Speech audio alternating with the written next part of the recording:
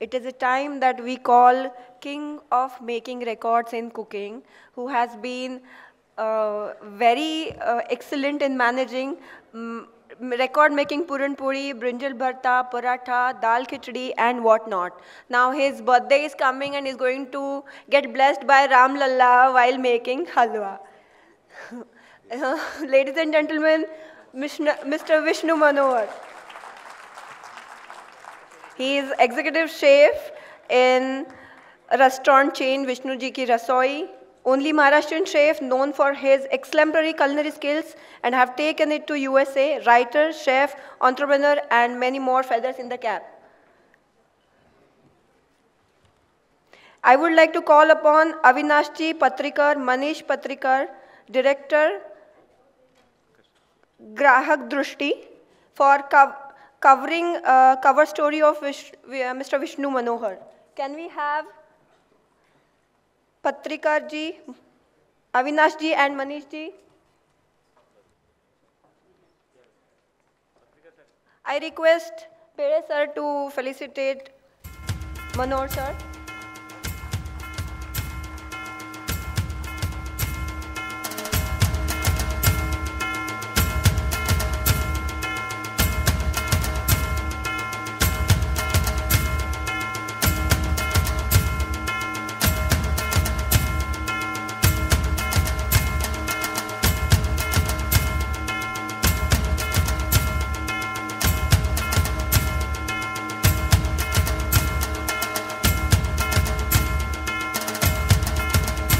Grahak Drushti covering cover story for Mr. Vishnu Manohar by Mr. Avinash Patrikar and Manish Patrikar.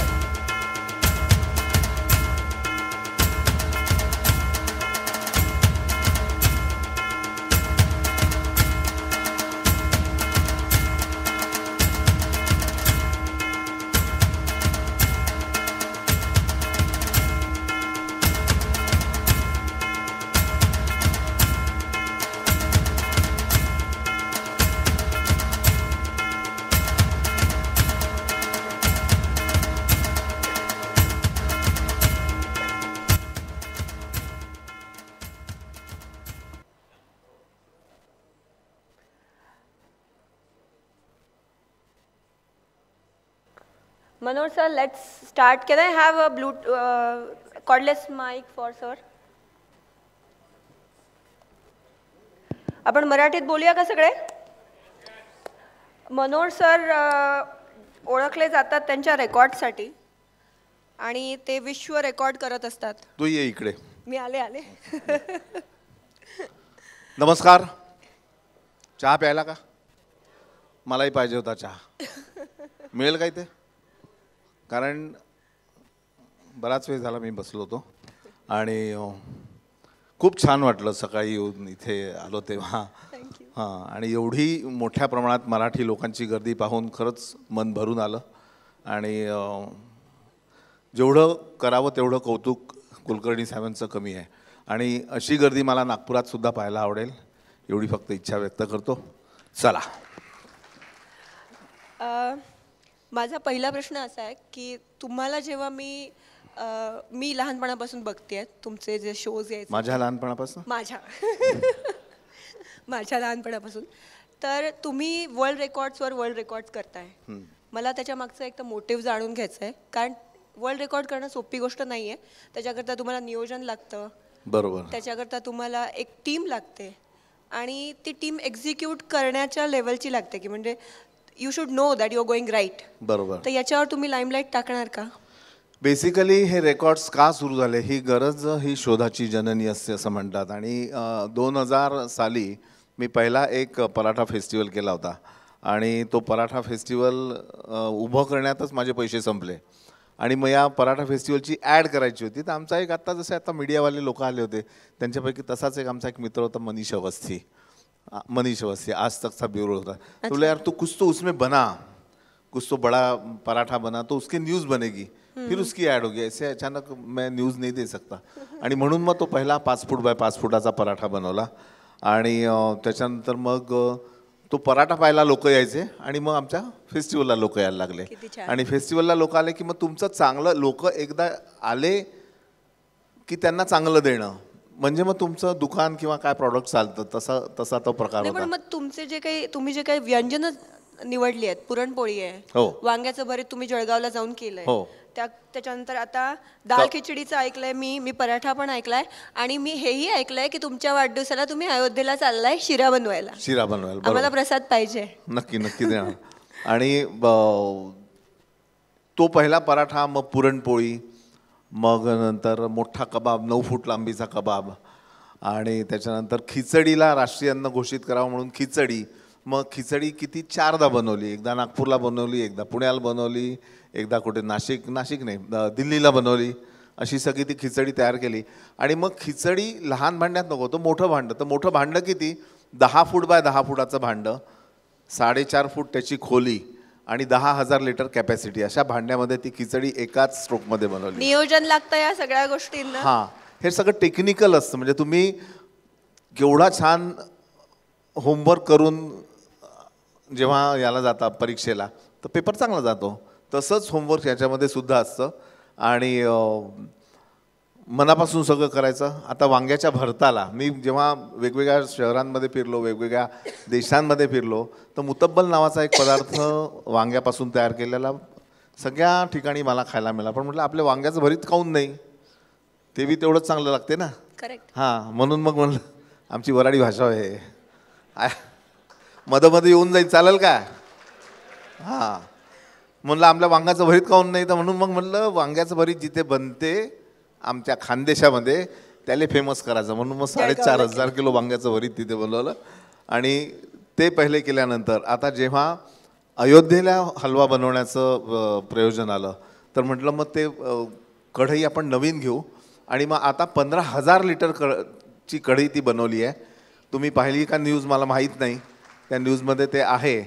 आणि 15,000 litre म्हणजे 15 फूट तिचा व्यास आहे, 5.5 फूट खोली आहे, आणि सर्जिकल स्टील, त्याच्यानंतर तांब आणि पोलाद यापासून ती तयार केलेली अशी कढई आहे. म्हणजे इथे टेक्निक आलं. आणि नंतर मग तुम्ही याचे जवळपास 15 ट्रायल्स झाले वेगवेगळे म्हणजे हलव्याचे. तर हे ट्रायल्स नागपूरला घेतले. नंतर लक्षात आलं की आपलं पाणी आणि त्यांचं पाणी वेगळं असतं, कुठे अयोध्येचं. मग अयोध्येहून पाणी मागवलं, त्या पाण्यामध्ये ट्रायल्स घेतले. तिथली सोजी वेगळी होती, इथली वेगळी होती. मग सोजी आम्ही तिकडली कॅन्सल केली. आपल्या इथली सोजी जी आहे म्हणजे रवा, आपल्या इथला रवा, तिकडलं पाणी, असे ट्रायल्स घेऊन ती फायनल आता तेवढं हे होणार आहे. तुम्ही एक नामांकित शेफ आहात, एक एंटरप्रेन्योर आहात. क्या बात आहे. अरे वा वा. जो मान कोणाला मिळाला नाही तो मला मिळाला. थँक्यू. टाकून दे चाय पे चर्चा, टाकून द्या. हा, नाही त्याला हे नका करू. हे कसं असतं, आता साखर कमी खायची आहे, मी नेहमी साखर टाकतो कपात, त्याला ढवळत नाही, आणि सगळ्यात शेवट त्याचा गोड असतो. त्या गोडच्या आशेमध्ये पूर्ण चहा चालला जातो. आपलं आयुष्यही असंच असतं. आज आपण कर्जमुक्त होऊ, उद्या कर्जमुक्त होऊ, उद्या आपले प्रॉब्लेम संपतील, असं करता करता आयुष्य संपून जातं. आणि मग त्याच आशेवरती तुमचं सेशन शेवटी ठेवलंय. होय का? अरे झाला, मी रागवलो होतो, थोडासा वर आलो तेव्हा, म्हणूनच राग निवळला ना आता. पुढे. आता तुम्ही एक एक्झिक्युटिव्ह शेफ आहात, आणि विष्णूजी की रसोईमध्ये तुम्ही. तुला चहा देऊ का? मी चहा घेत नाही. पाणी अजिबात नको, कारण तुझ्या तोंडाला कोरड सुटली. नाही, मला बरं नाही. हां चालेल. विष्णूजी की रसोईमध्ये एक्झिक्युटिव्ह शेफ आणि तुम्ही फाउंडर म्हणून काम करता, एक एंटरप्रेन्योर म्हणून काम करता. 2 वेगळ्या कॅप्समध्ये तुम्ही टॉगल करता. एक एंटरप्रेन्योरमध्ये तुम्हाला कॉस्ट सेव्हिंग आणि या सगळ्या गोष्टी येतात, आणि इकडे आपल्या जिभेला आणि पोटाला कसं शांत निवांत वाटावं याच्यासाठी काम. How do you manage? मी खरं सांगू का की मी जेव्हा कस्टमर कोणी आमच्याकडे येतं तर तेव्हा पैसा बघत नाही.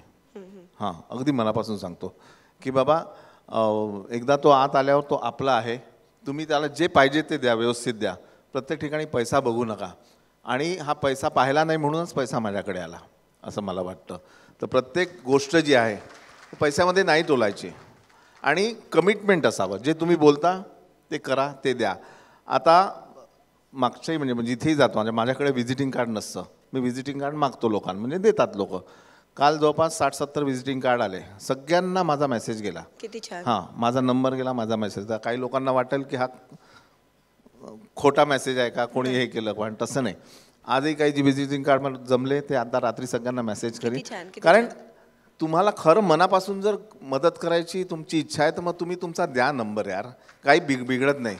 कित्येक लोक म्हणतात की अरे नंबर नाही मग त्रास होतो. गेल्या जवळपास मेन स्ट्रीममध्ये मी 20-22 वर्षापासून काम करतो, वेगवेगळ्या चॅनल्सवर आलो. मी जाहीरपणे माझा नंबर देतो स्टेजवरून आणि मला कधीच त्या नंबर दिल्याचा त्रास झालेला नाही आहे.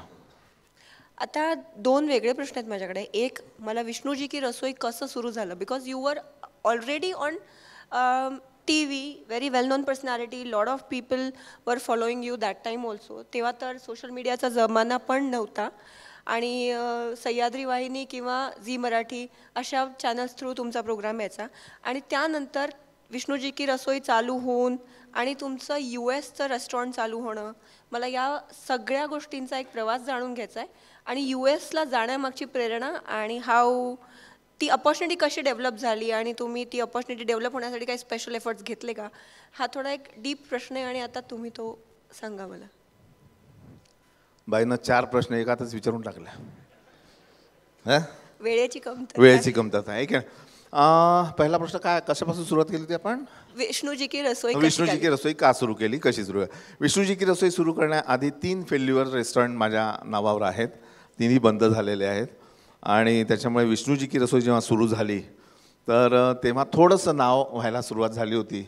आणि तेव्हा मग भीती वाटायला लागली की आता जर हे फेल्युअर झालं तर आपल्याला कुठेतरी लोक काहीतरी म्हणतील. आणि पण ते तुम्हाला गंमत सांगतो की रेस्टॉरंट सगळं तयार आहे पण सुरू करायला 1 वर्ष लागलं.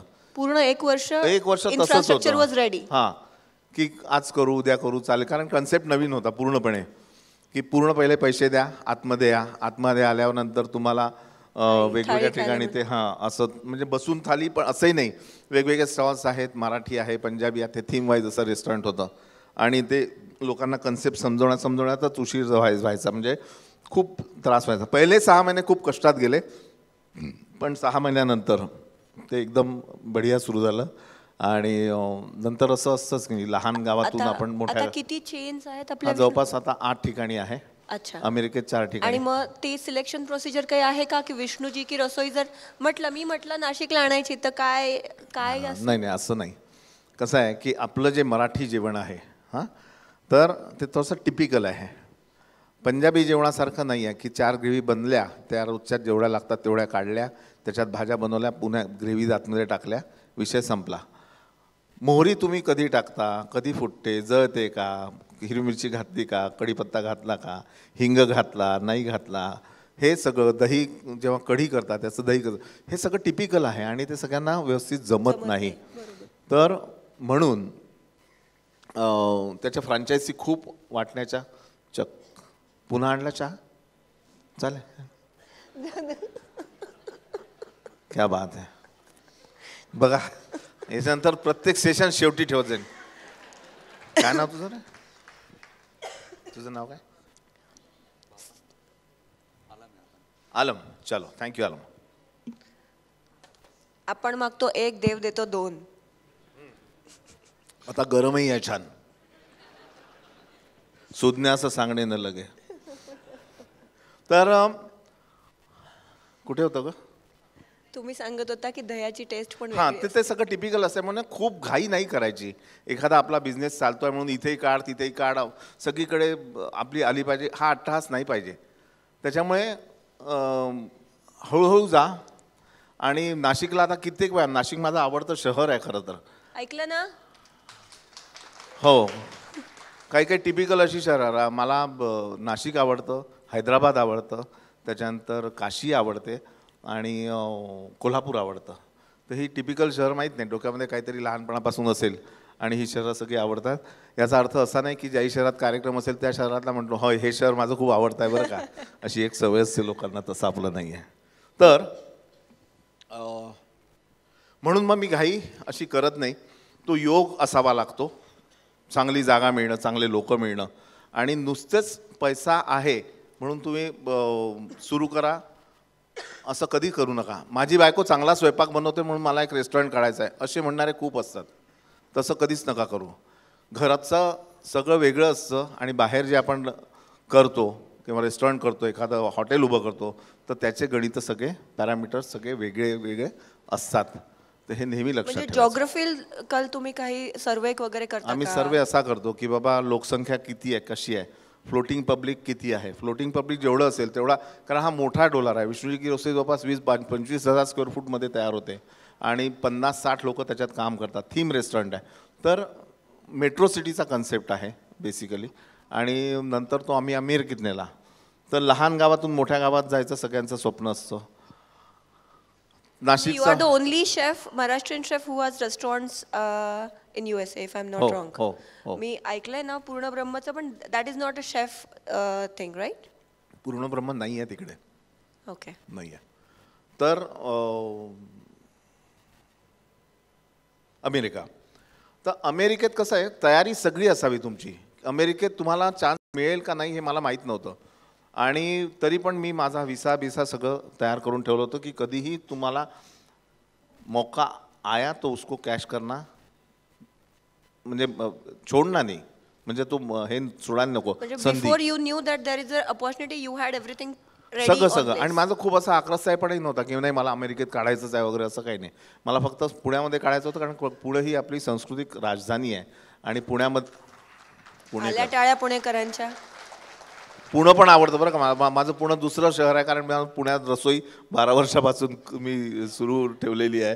आणि पुणेकरांनी खूप मला म्हणजे प्रेम दिलं, आपलंसं केलं. पुणेकरांना लोक का शिवाय देतात मला माहीत नाही. म्हणजे प्रत्येक वेळी पुणेकरांना घालून पालून बोलतात. जसं लग्न झालेले मंडळी आपल्या बायकोला सुद्धा, अरे म्हणजे बायकोला म्हणजे लग्न झालं, अरे एक बार क्या अभि आता ह्याच्यात नाही पडणार वगैरे, असं काही नसतं. खूप चांगले असतात. म्हणजे तुम्ही चांगलं वागा बायकांशी, म्हणजे तुमच्या घरातल्या बायकांशी. किती जोक करता तुम्ही स्वतःच्या बायकांवर, नका करू असं. माझी बायको माझ्या घरातलं एक चाक आहे. आसीचा बर्थडे आहे, तिला सोडून इकडे आलो मी. आमच्याकडनं शुभेच्छा. अमेरिकेत जाण्याच्या अगोदर तुमची तयारी होती, मग ती अपॉर्च्युनिटी कशी आली? आणि ती पहिल्या झटक्यातच, कारण आता मला जेवढं माहिती आहे 4 रेस्टॉरंट, 1 बँक्वेट हॉल असा पसारा आहे. तो कसा झाला? पहिल्यांदी एक झालं की means you had 4 opportunity simultaneously? सांगतो. त्याच्या आधी बायकोचा किस्सा सांगतो तुम्हाला पटकन. तो असा किस्सा की इथे बायका आणि पुरुष मंडळी, किती वेळ आपल्याकडे? बायका आणि पुरुष मंडळी सगळी आहेत. मागाशी जसं किर्लोस्कर मॅडमनी म्हटलं की बाबा हे सगळं झालं तरी नवरा थकून, आता तुम्ही दोघंही कामं करतात, नवरा बायको दोघंही कामं करतात, तरी संध्याकाळी घरी आल्यानंतर नवऱ्याची अपेक्षा हीच असते की बायकोनी 1 कप चहा आणावा. ते कधीतरी उलटं करून बघा तुम्ही. नवऱ्यांनी एखादा कप चहा बायकोला करून द्या शनिवारी रविवारी. टाळ्या मिळणार, टाळ्या. बायका वाजवत आहेत, पुरुषने वाजवत आहेत. आपल्या इथल्या स्त्रिया अशा नाही आहेत की बाबा तुम्ही एकदा केलं तर त्याला महिनाभर चालेल, त्याला बनवत राहायला. आज चहा बनवला, उद्या नाश्ता बनव, पोहे बनव, परवा जेवण बनव, अशा नाही. आपण कसं की आपण जेवतो हा प्रकृतीचा नियम आहे, नाही का? भूक नसताना खातो ही विकृती आहे. आणि आपल्याला भूक लागली असताना दुसऱ्यांना देतो ही आपली संस्कृती आहे. आणि या संस्कृतीतून ही मंडळी सगळी आली आहे. त्याच्यामुळे तुम्ही असं मुळीच ठरवू नका की आपल्याला आता रोजच स्वयंपाक वगैरे बनवावा लागेल. या शनिवारी खरंच चहा बनवा आणि बघा माझी आठवण येते का. तुम्ही अमेरिकेबद्दल सांगताय. तर अमेरिकेचं कसं झालं, अमेरिकेला एक मला चान्स आला. व्हिसा वगैरे झाल्यानंतर एक शो होता. त्या शोमध्ये पैसे काही मिळणार नव्हते, पण म्हणे आम्ही तुमचं जाणं येणं वगैरे सगळं करू. म्हटलं ठीक आहे. आणि म्हटलं चला नवीन देश पाहणं होईल. प्रत्येक गोष्ट पैशात मोजायची नसते.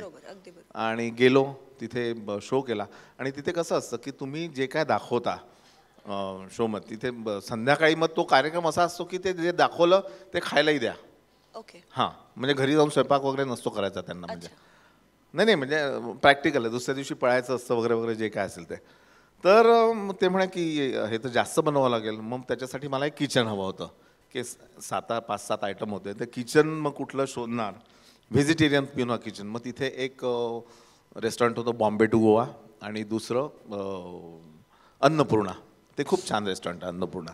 बरेच वर्षापासून आहे तिथे अमेरिकेत. तर मी अन्नपूर्णा सिलेक्ट केलं, पण किचन दोन्ही पाहिले. त्याच्यामुळे बॉम्बे टू गोवा पाहिलं होतं, तर व्हेज नॉनव्हेज होतं ते. आणि परत आलो. कट टू 5 महिन्यानंतर तुषार कोथळकर नावाची व्यक्ती नागपूरच्या रसोईला आली आणि म्हणे की मला असं असं रेस्टॉरंट करायचं आहे. असे बरेच मंडळी येतात नेहमी की आम्हाला अमेरिकेत काढायचं आहे. आणि मी म्हणतो की जो पहिल्यांदा आमच्या इथल्या लोकांना वाटायचं कोणी अमेरिकेतून आलं रेस्टॉरंट काढायचं आहे, त्याची लगेच वरवर व्हायची, त्याला एखादं एक्स्ट्रा स्वीट दिलं जायचं वगैरे वगैरे. मग काही दिवसांनी म्हटलं असं करत नका, जो ज्याला करायचं आहे तो बरोबर करतो. आणि हा तुषार मात्र आपल्या मागे लागला. बरोबर एक तो 10-12 दिवसांनी परत सतत म्हटलं घरी ये. मग घरी आला, एकदा वेळ चुकवली मुद्दाम तरी परत आला. आणि नंतर म्हणे माझं असं रेस्टॉरंट आहे आणि मला ते बदलायचं आहे. तर म्हटलं काय नाव रेस्टॉरंटचं? तर म्हणे बॉम्बे टू गोवा. म्हटलं चला गोवा जमला आपला. तर नाहीतर काय झालं असतं दुसऱ्या केसमध्ये की पहिले जागा बघा, पसंत पडली तर सगळ्या फायनान्शियल गोष्टी इकडे तय झाल्या. तिकडे गेलो आणि तिकडे गेल्यावर लक्षात आलं की बाबा ह्याला इंटिरियर करायला लागेल. आणि इंटिरियर होत नव्हतं. आणि अक्षरशः मी तसा बेसिकली आर्टिस्ट आहे, म्हणजे ड्रॉइंग अँड पेंटिंग माझा सब्जेक्ट आहे. माझे वडीलही चित्रकार होते. आणि म्हणून मग मी स्वतः 2-3 तिकडल्या हेल्पर्सला घेऊन ते सगळं इंटिरियर वगैरे केलं. आणि पहिलं रेस्टॉरंट 5 वर्षापूर्वी तिथे सुरू झालं. आणि क्या बात आहे, क्या बात. 1 से 4 रेस्टॉरंट. हां, ते पहिलं सुरू झाल्यानंतर स्केलेबिलिटी जाणून समजायला हवी ना.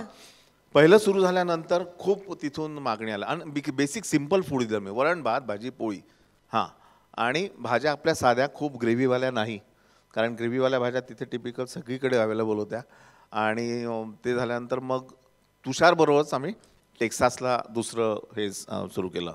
मग तिथे नॉनव्हेजची डिमांड होती. मग दुसरा एक ब्रँड काढला आणि सावजी ब्रँड, सावजी. तर ते सावजी नॉनव्हेजमध्ये सुरू केलं.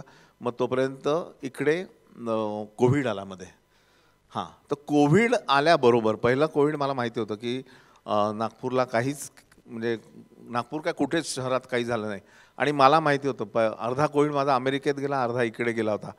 तर त्याच्यामुळे म्हटलं मी दुसरा कोविडची जेव्हा घोषणा होत होती त्याच्या 3 दिवस आधी मी अमेरिकेला गेलो. घरचे लोक ओरडत होते कशाला चालला. आणि तो गेल्याचा फायदा काय झाला की तिथे थ्रो अवे प्राईसमध्ये मला 2 रेस्टॉरंट, एक बँक्वेट हॉल मिळाला. आणि त्या बँक्वेट हॉल सामानासकट तिथे असा पूर्ण मिळाला. 2 रेस्टॉरंट्स मिळाली. आणि कोविड नसता तर मला बऱ्यापैकी पैसे तिथे द्यावे लागले असते.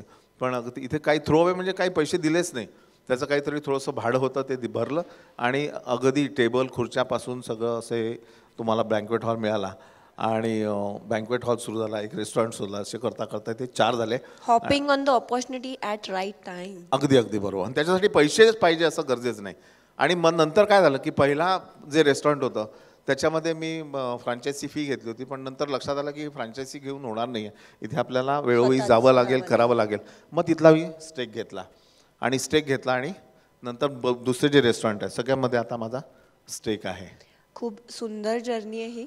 आणि आय गेस आपल्या सगळ्यांना या सगळ्या प्रश्नांमधनं, सरांनी दिलेल्या उत्तरांमधनं आपल्याला फूड इंडस्ट्रीतला आपला स्कोप साधारण लक्षात आला असेल.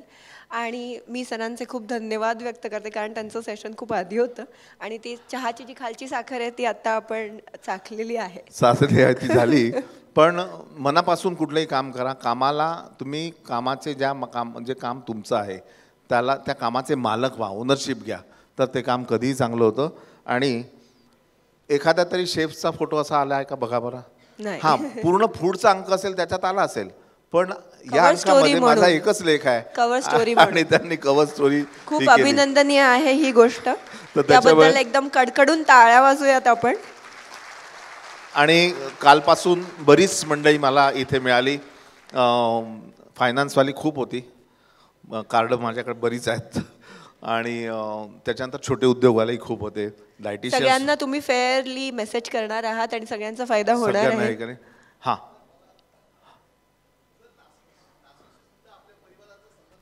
हो हो. नाशिक बेसिकली माझे बाबा वगैरे सगळे नाशिकचे होते. सरकारवाड्याजवळ आमचं घर होतं. अरे वा. हां, आणि बुधा हलवाई जुन्या नाशिकमध्ये. तर बुधा हलवाई यांचं एक मनोहर मिठाई नावाचं एक दुकान तुम्हाला जुन्या नाशकातलं माहिती असेल. तर हां, तर ते बुधाजी आमच्याकडे आजोबांकडे होते अरे वा. आणि मग त्यांनी ते दुकान असं म्हणून ती नाशिक स्टोरी आहे. आवडतंय. म्हणून नाशिक नाही तशी खरंच नाशिक छान आहे. तुमच्या सगळी मंडळी आहेत. आता फक्त जाताना मला कोणीतरी सांगितलं होतं की डाएटवर एक छोटी कविता आहे ती ऐकवतो आणि आपण नक्की नक्की डाएटवर आहे म्हणून सगळ्यांनी कान उघडून ऐका. नाही आणि डायटिशियननी मारायचं नाही नंतर मग असं का म्हटलं. किती लोकांनी ऐकली ही कविता? नाही. नटसम्राट ती ऐकवतो तुम्हाला. नटसम्राट किती सगळ्यांनी पाहिला असेल तर त्याचा एक खूप सुंदर प्रवेश आहे नटसम्राटाचा तोंडी. टू बी ऑर काय sir? To be or not to be. हां, आपली वेळ बघा. मला काही नाही, मी रात्रभर करू शकतो. खडी गंमत म्हणतात त्याला, एक पात्री प्रयोग. तर हा नटसम्राट मी पहिले काय करतो तुम्हाला नटसम्राट ऐकवतो ओरिजिनल आणि त्याच्यावर मी जे काय केलं ते ऐका. थोडा हे द्याल बरं मला. हां, आपण थोडा नाना पाटेकरचा आवाजही काढण्याचा प्रयत्न करू. चालेल ना? झाला का रेडी? बरं, आता मी एक मस्त गोष्ट सांगते. गोष्ट म्हणजे मला आत्ता जस्ट कळालं की सरांनी नागपूर चॅप्टरची मेंबरशिप घेतली आहे BBNCची. माझ्याकडे मोठा चेक नाही आहे तो. मोठा चेक आपल्याकडनं प्रिंट करायचा राहिला आहे, पण खूप थँक्यू. आणि नागपूरकरांना तुमच्याकडनं खूप मार्गदर्शन मिळेल अशी अपेक्षा ठेवतोय. अगदी अगदी नक्की. आणि खरंच नागपूरला सुरू करू आपण. ओके. तर नटसम्राटावर जेव्हा त्याच्या घरच्या मंडळींनी अत्याचार केले तेव्हा त्याचं हे जे स्वागत होतं ते पहिलं, त्याच्यानंतर माझं. To be or not to be, that is the question. जगावं की मरावं एकच सवाल आहे. या दुनियेच्या विस्तीर्ण उकिरड्यावर खरकट्या पत्रावळीचा तुकडा होऊन जगावं बेशरम, बेफाम, लाचार, आनंदानं, की फेकून द्यावं या देहाचं लक्तर त्या गुंडाळलेल्या जाणीवेच्या यातनेसर मृत्यूच्या काळ्या शारडोहामध्ये आणि करावा सर्वांचा शेवट, माझा, तुझा, याचा आणि त्याचा सुद्धा. मृत्यूच्या महासर्पानं जीवनाला असा डंख मारावा की नंतर येणाऱ्या निद्रेला नसावा जागृतीचा किनारा कधीही. पण त्या मृत्यूलाच जर पुन्हा स्वप्न पडू लागले तर इथंच तर मेघ आहे. नव्या स्वप्नांच्या दुनियेत जाण्याची हिंमत आम्ही करत नाही आणि म्हणून आम्ही जपतो जुनं जागंपण. सहन करतो आमच्याच आत्माभिनावर होणारे बलात्कार आणि अखेर आमच्याच मारेकऱ्याच्या दाराखाली उभे राहतो बिकेचा कटोरा घेऊन. विधात्या, तू इतका कठोर का झाला? अरे, एका बाजूला ज्यांना आम्ही जन्म दिला ती मंडळी आम्हाला विसरतात आणि दुसऱ्या बाजूला ज्यांनी आम्हाला जन्म दिला तो तू सुद्धा आमच्याशी असं वागतो. मग या विस्कटलेल्या देहाचे सापळे घेऊन या थेरड्यांनी कोणाच्या पायावर डोकं आदायचं रे? कोणाच्या पायावर डोकं आदायचं? To be or not to be, that is a question.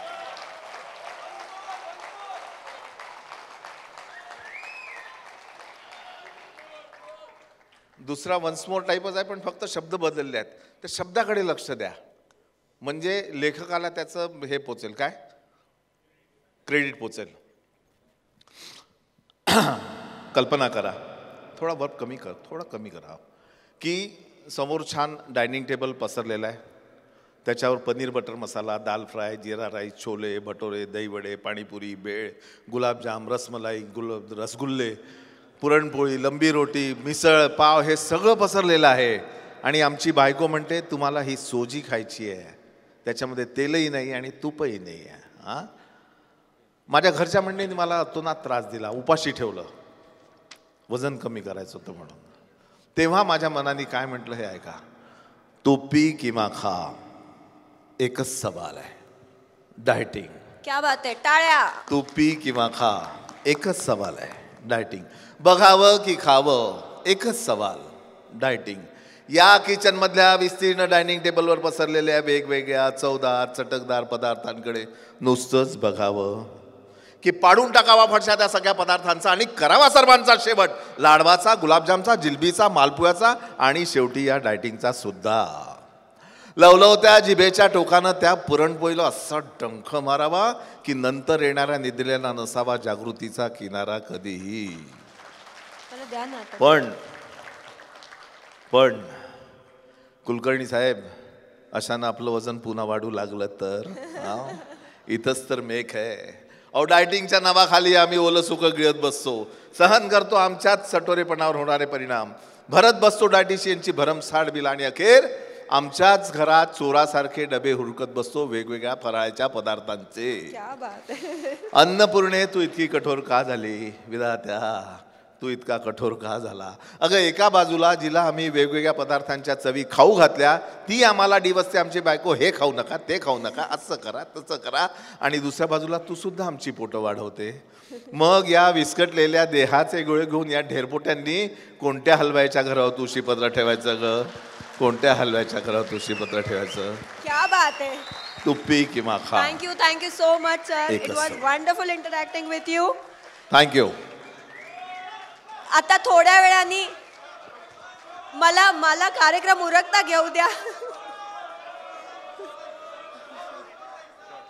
Sir short line दोन दोन दोन दोन दोन दोन नागपूरकर वाटतं सगळे, हे सगळे नागपूरकर आहेत का.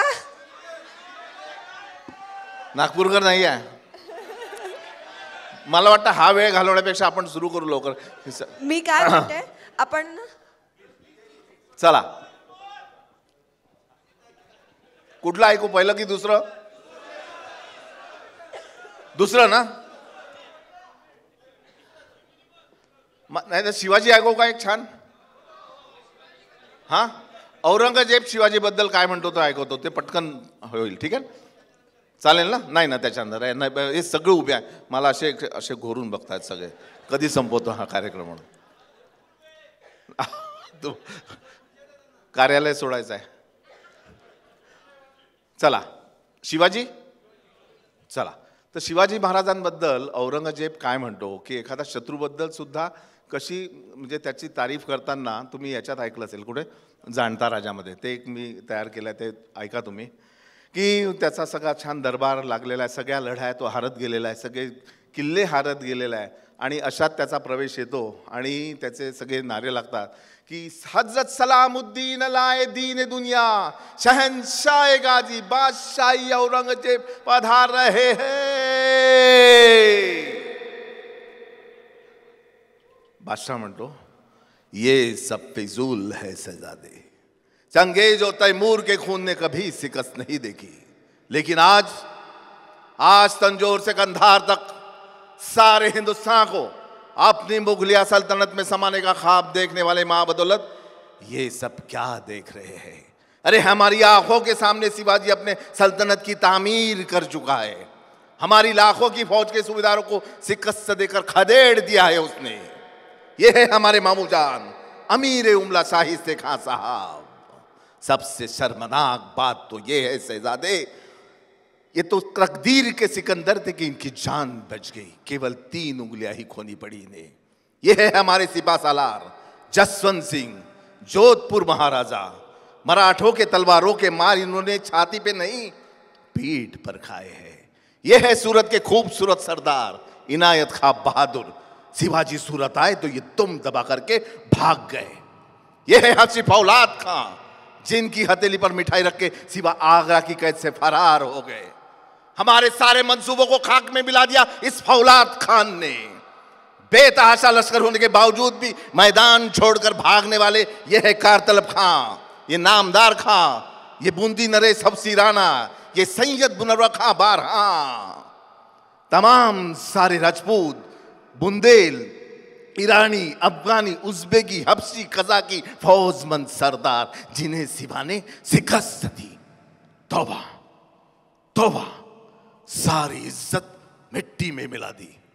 क्यों क्यों फतेह हासिल होती है शिवाजी को? हमारी तरह गोला बारूद हाथी घोड़े शिवाजी के पास नहीं है, फिर भी फतेह हासिल होती है. क्यों? इस क्यों का मतलब तुम कभी नहीं समझ पाओगे, तुम कभी नहीं समझ पाओगे. औरत, शराब, नाच गाने, मौज और मस्ती में गिरफ्तार तुम जैसे लोग बहादुर सिवा को कभी नहीं समझ पाओगे. जिस सिवा ने मजबूत किले बनाए, अपनी हौसला अफजाई बढ़ाई, जंग मेरीन की तामीर की है उसने, लेकिन उससे भी कई ज्यादा न जीते जाने वाले मजबूत जमीर के लोग तैयार किए उसने. हमने सबाजी के उन मराठों को लाखों की जागीर का लालच दिया, लेकिन उन जांबाज मराठों ने उस पर थूक दिया।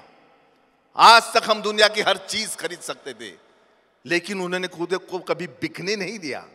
वे रुकते नहीं, वे झुकते नहीं, वो थकते नहीं, और तो और वो बिकते भी नहीं। शिवाजी चालाक है, दगाबाज है, धोखेबाज है, नमक्कूल है, मक्कार है, लेकिन उसका चाल चलन दूध की तरह साफ, सूरज की तरह चमकदार है। दुश्मन के भी मजहब, मौसमी कलाम, औरत और फकीरों की इज्जत करता है वो। तभी तो उसकी इज्जत और शोहरत सर उठाए आसमान को छू रही है। हम खुश नसीब है, हाँ हम खुश नसीब है कि हमें दुश्मन भी जो मिला तो शिवा जैसा। हुकूमत करनी है तो शिवा का चलन सीखो। क्या बात है, हुकूमत करनी है तो शिवा का चलन। Thank you so much sir, thank you. जय जय जय। आय रिक्वेस्ट मी अयोध्याहून एक डब्बा शिऱ्याचा इकडे पाठवणार आहे कुलकर्णी साहेबांकडनं। खरं सांगतो, प्रसादाचा तो सेपरेट एक डब्बा 15 किलोचा आहे, तुम्ही सगळ्यांनी वाटून घ्या। थँक्यू।